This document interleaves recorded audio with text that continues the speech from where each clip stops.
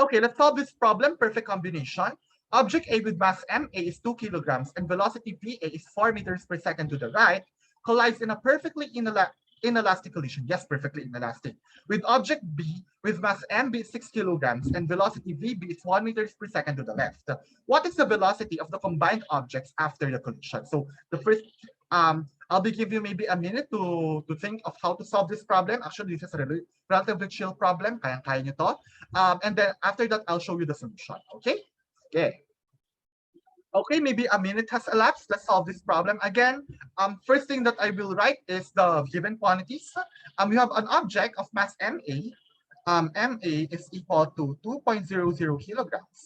And then it has some initial velocity va, which is equal to 4.00 kilograms to the right. So we will assume that in our coordinate system, positive x goes to the right.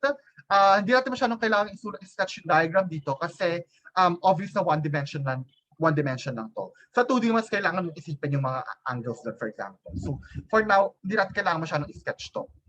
Then it collides in a perfectly inelastic collision. Yes, perfectly inelastic. Again, what is the characteristic of a perfectly inelastic collision? Anong kailangan mo dyan? It has somewhat. Therefore, the two objects will stick to each other and there will have a common final velocity. Let's say that final velocity is v prime.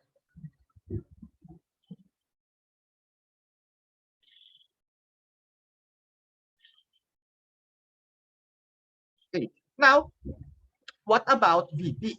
What about, again, it perfectly collides, perfectly inelastic collision with object B of some mass mb equals 6.00 kilograms and velocity vb equals 1 meters per second to the left. Therefore, what should we write about the what should be vbb? vbb. Ano dapat yung vb? Negative 1. Should be minus 1.00 meters per second, correct? So, ngayon, ano equation na kailangan natin? Yung units po ng okay. Thank you. Oo nga. Ngayon ko lang napansin. Thank you. This should be meters per second. Thank you for that. Okay. Now, ano lang equation na kailangan natin tandaan for a perfectly inelastic collision? Ano lang? You use conservation of momentum.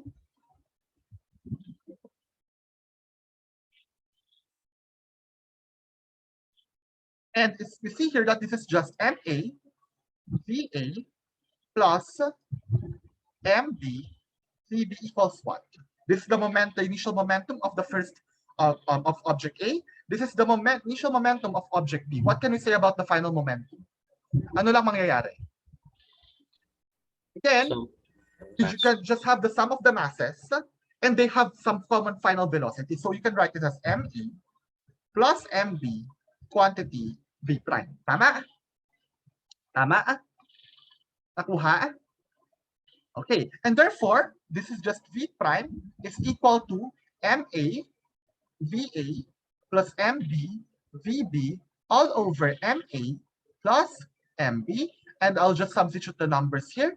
So this is simply 2 kilograms times VA is 4 meters per second. Hindi ko na nilagay yung mga significant figures plus MB, which is 6 kilograms, multiplied by minus 1 meter per second, all over the sum of the masses, 2 kilograms plus 6 kilograms. And then when you use your calculator, it turns out that, therefore, V prime is simply 0.25 meters per second. This is the final answer. So therefore, if you have two balls that are colliding, let's say this is ball A and this is ball B, they collide with each other, giving us some final AB. It will move some velocity 0.25 meters per second and it's going to the right. Okay? Nakuha? Nakuha yung nangyayari? Gets ba? Yes. I hope this is clear. Ito yung pinakasimpleng problem sa perfectly inelastic collision. Okay? Okay.